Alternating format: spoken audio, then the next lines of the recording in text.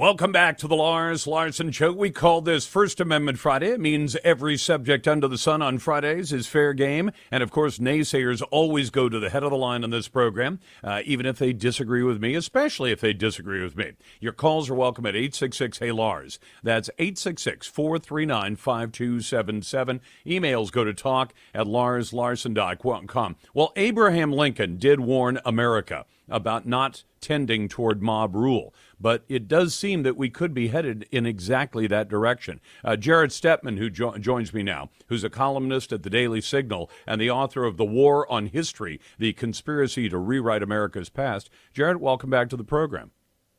Thank you very much. So do you believe that we're headed in that direction where we saw the better part of last year in many American cities was taken up by riots and arson and looting and burning and some assaults and even some murders?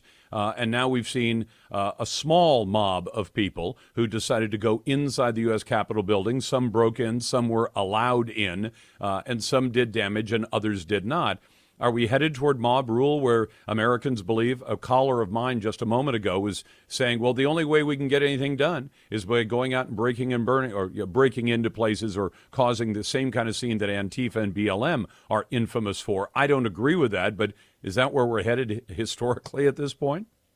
I think that's going to be the attitude of a lot of Americans. And I did try to warn in my piece, warnings that actually come from 1838, from Abraham Lincoln warning of mob rule.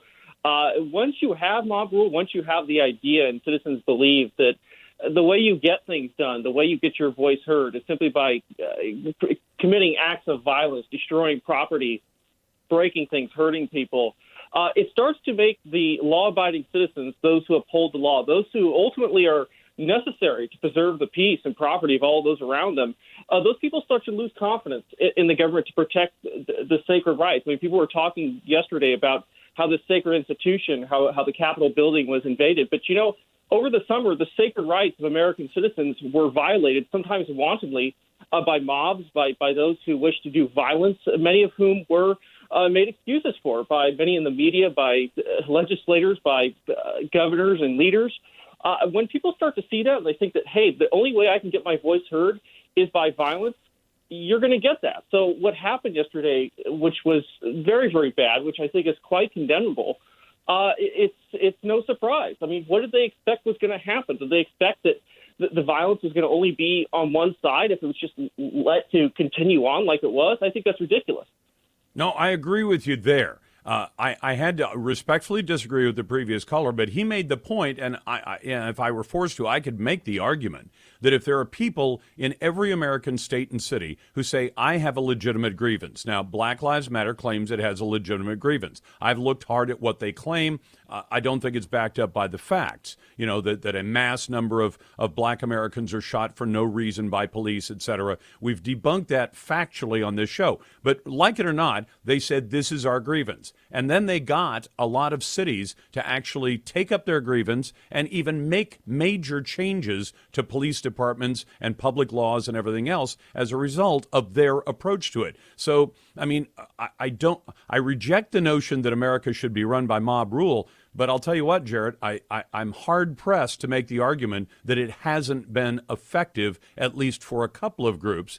Antifa's against everything, seemingly. They're against cops, they're against capitalism. But BLM said, this is our grievance. We want it paid attention to. They did the kind of violence they have done, and they've done going all the way back to Ferguson, and they got some of the things they were asking for. So it will be a tougher argument going forward for me to tell Americans who have grievances about other things. Well, that isn't the way to get to it. Well, they went that way and they got it. I mean, in a lot of ways, it kind of reminds me of North Korea and nuclear weapons. You know, they say, give up your nuclear weapons program. And the little crazy man says, Gaddafi did that and he ended up dead. And you want me to give it up. And how am I going to end up? And you say, well, that's not how we're going to handle it. Well, I don't know. It's, you know, if the argument is it's effective and that politicians will actually pay attention to it, it is a tough one to push back on, isn't it?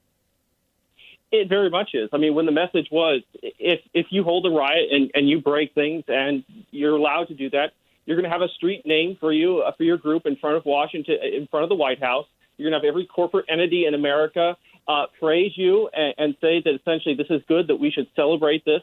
And when you make excuses, I mean, look, it's like the ideas of what happened this summer has been completely memory hold. This idea that these were mostly peaceful protests, which the media peddled nonstop, oftentimes in front of fires, literal dumpster fires and burning.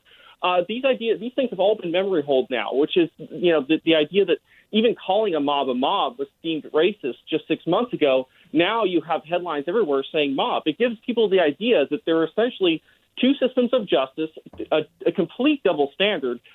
And frankly, I worry very deeply about the future, especially when many people see that and they think that the only recourse they have is to violence, which is not right, because it only will lead to more violence in a destruction of our Republican system. I mean, this is what the founders feared. This is what Lincoln feared. Unfortunately, a generation of Americans paid the price in our bloody Civil War for that. I wish more people had paid attention to Lincoln, paid attention to the people on the statues they were destroying this summer, rather than tearing them down. I think that's what this country needs. We didn't have that. We didn't have the leadership that was able to stand up and be like Lincoln and warn about how mob rule simply begets more mob rule and the destruction of the republic.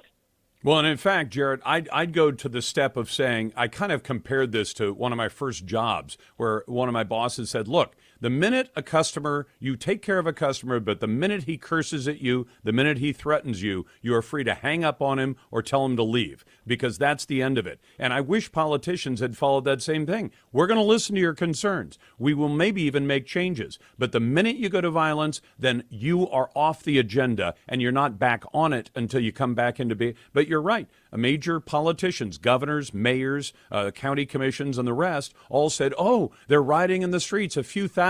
We should listen to them instead of our millions of real constituents who don't have that and don't share that point of view. And look at the consequences this has reaped. It's not just simply the destruction that we've seen in cities across this country, big cities, small cities. I mean, parts of Kenosha, Wisconsin are completely devastated. But the massive now surge in violent crime. I mean, we have almost unprecedented rates of violent crime in cities across America. The city that's had the highest spike is Portland, Oregon. I wonder why that is. I mean, this is what's caused by the lawlessness. People think that essentially they can take the law into their own hands. They can commit crimes with impunity. That is the result of the decisions, the actions of so many leaders and so many in the media who try to describe mostly peaceful protests instead of covering fairly and accurately what was happening. And this is what we get. And I think, though, the scenes that we saw yesterday they are shocking, but they shouldn't be surprising. I think we should be angry at the people who led us to this point.